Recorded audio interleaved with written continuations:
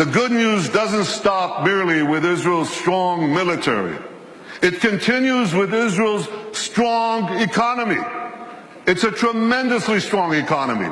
And I'll tell you, we made it stronger by moving Israel to free market principles, which unleashed the spark of genius embedded in our people into innovation, entrepreneurship. And there's a revolution taking place. This couldn't happen at the better time. Look at the 10 leading companies in 2006. 5 energy companies, one IT company, Microsoft. And a mere 10 years later, 2016, a blink of an eye in historical terms, it's completely reversed. 5 IT companies, 1 energy company left. The true wealth is in innovation. You know these companies, Apple, Google, Microsoft, Amazon, Facebook. Guess what? They all have research centers in Israel. All of them. Major research centers. And they're not alone. There are hundreds more. And there's a reason. Something is going on. It's a great change. You want to hear jargon? It's one sentence.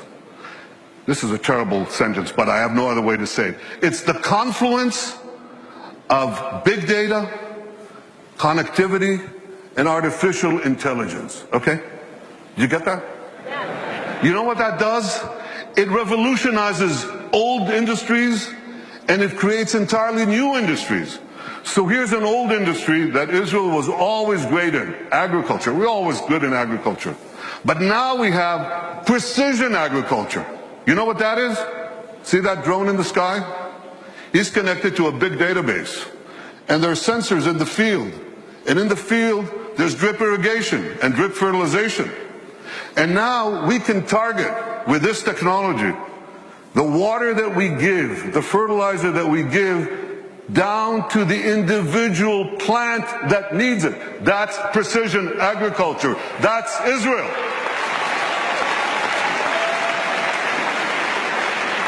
Unbelievable. You know, we were always good in water. I want you to see how good we are. So we recycle almost 90% of our wastewater. The next country with less than 20% is Spain. You can see how Israel, what it does for water, what it does for the environment. So when you take these two things, agriculture and water, and the other technologies that we apply in both, we can change the world. We are. We are. I just heard about an African woman in Africa has to walk 8 hours a day to give water to her children. 4 hours one way to a well, 4 hours back. And a young Israeli company brought in this technology that improves on Moses. Remember Moses? He brought water from a rock. They bring water from thin air. They bring water to Africa, to millions of people in Africa. Israeli technology. And I was just recently in India. That's my friend, Prime Minister Narendra Modi. Great friend. I'm showing him cherry tomatoes. This is in Gujarat, India. This is Israeli technology. And what I heard there was fantastic. Farmers came from the region. There's an experimental farm there and a place where Israel gives technology know-how to Indian farmers. 65% of India's population are farmers.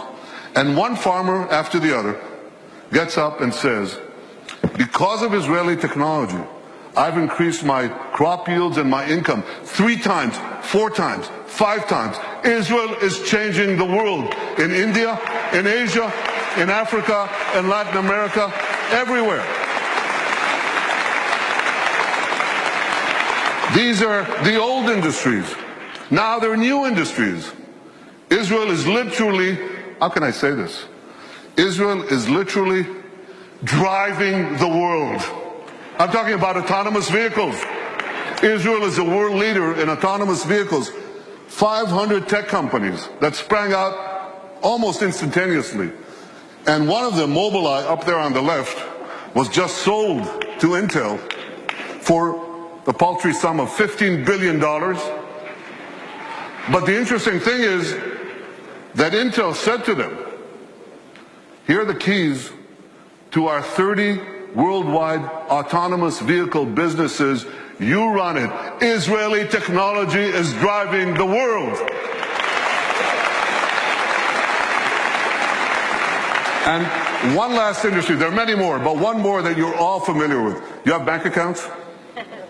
You should. Okay. Well, you don't want anyone hacking into them, right? Or into your cars, or into the planes you ride. You need cyber security. Everybody needs cyber. Israel has become a world leader in cyber security. Look at how much they invest in the hundreds of Israeli startup companies, tremendous companies. But here's another factor that you should know. Israel's population is how much? Who knows? Class? 8 million. It's closer to 9, but it's about between 8 and 9 million. That's correct. And what percentage of that is of the world's population? Oh, come on. It's 1/10 of 1%. So what percentage do we get of the world global investment in cybersecurity, in private investment in cybersecurity? We're 1/10 of 1% of the world's population, and we get a whopping 20% of global private investment in cyber. We're punching 200 times above our weight. Not 2 times, not 10 times, not 100 times, 200 times above our weight. That's one heck of a punch. Very strong. Now here's how the dots connect. Because we have this tremendous capacity for security and intelligence, and because we have this tremendous capacity for civilian technology, for making the lives of people richer, safer, more productive, many countries are coming to Israel because they want to share with us these benefits. And that creates the third great change, which is the flourishing of Israel's diplomatic relations around the world. You know, when I joined the Foreign Service 105 years ago, as the DCM to this city, Washington, the number 2 in our embassy, I think we had about 80 or 90 countries with whom we had diplomatic relations. Now the number is 160, and there are very few countries left. By the way, what are we doing with Greenland? We got to do something with Greenland. Where's my advanced team? Go to Greenland. They must have some satellite needs or something that we could do there. But we are coloring the world blue. I've been to Africa 3 times in 18 months. I've been to South America, Latin America. Can you imagine? In the 70 years of history of Israel, a prime minister of Israel never went south of Texas? I mean, I love Texas, but yeah, I do. But we went to Argentina. We went to Argentina, to Colombia, to Mexico, and they say, come back, we want more. That is changing. All these countries are coming to us. India, China, Mongolia, Kazakhstan, all of them. Azerbaijan, Muslim countries. First time I visited Australia. Tremendous. Far away though.